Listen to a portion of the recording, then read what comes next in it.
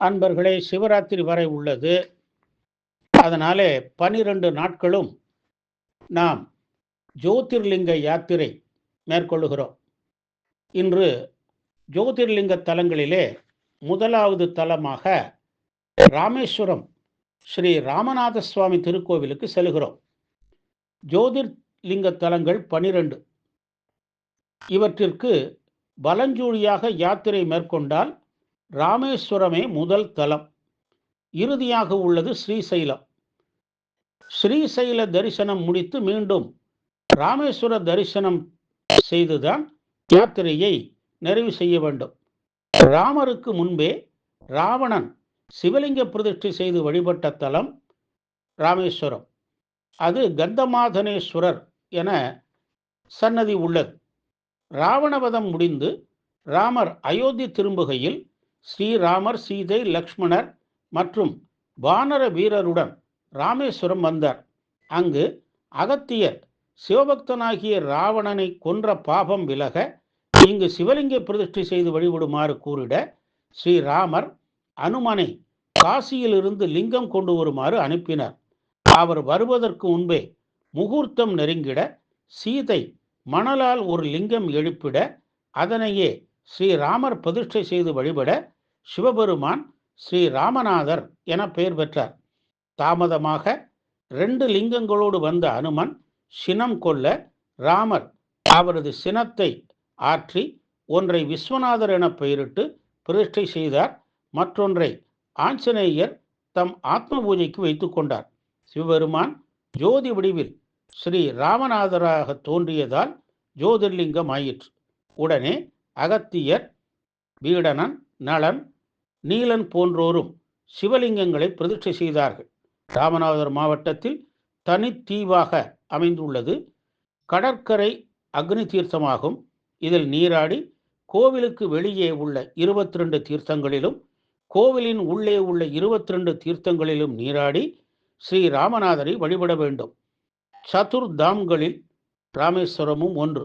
கிழக்கு நோக்கிய தலம், 9 நிலை ராஜகோபுரம், 3ஆம் பிரகாரம் மிகவும் நீளமானது, 1200 தூண்களை கொண்டது.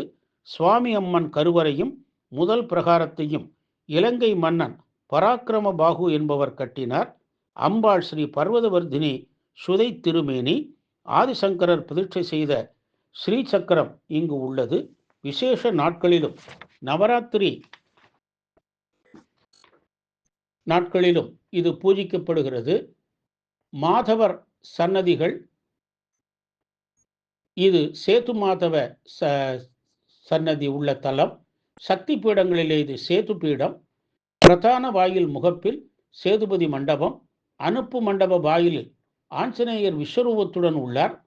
மகாநந்தி சுதையால் ஆனவர். 3ஆம் பிரகாரத்தை கட்டியவர் ஸ்ரீ பாஸ்கர சேதுபதி. அப்பரும் திருஞான சம்பந்தரும் தேவாரம் பாடிய தலம் இது. முத்துசாமி தீட்சிதர் கீர்த்தனை பாடிய தலம். நிரம்ப அழகிய தேசிகர் சேது புராணமும் சொக்கநாத புலவர் தேவையம்பதி உலாவும் பாடியுள்ளார்.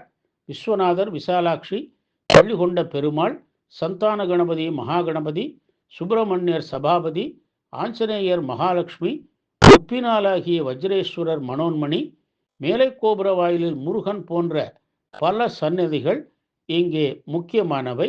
4 திசைகளிலும் கோபுரம் உண்டு. 3 பிரகாரங்களை கொண்டது.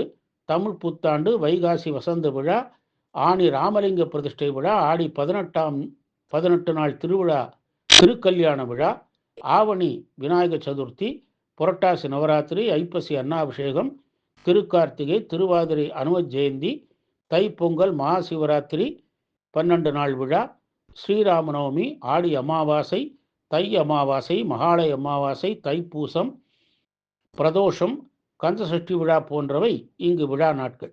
நாயன்மார்கள் குரு பூஜையும் இங்கு நடைபெறும். கங்காபிஷேகம், ருத்ராபிஷேகம், வெள்ளித்தேர், தங்கத்தேர் இழுத்தல், பஞ்சமூர்த்தி உலா போன்ற நேர்த்திக்கடன்களை இங்கு பக்தர்கள் செய்கிறார்கள். சுவாமி விவேகானந்தர் உரை நிகழ்த்திய கோவில் இது. பிறவிப்புணி தீர்க்கும் ராமேஸ்வரம் ராமநாதரை வழிபட்டு நற்பேறு பெறுவோமாக. கோடி மாதவங்கள் செய்து குன்றினார் தம்மையெல்லாம் வீடவே சக்கரத்தால் எரிந்து பின் அன்பு கொண்டு தேடிமால் செய்த கோயில் திருராமேச்சுரத்தை நாடிவாழ் நெஞ்சமே நன்னறியாகும் அன்றே. ஓம் நம சிவாய்.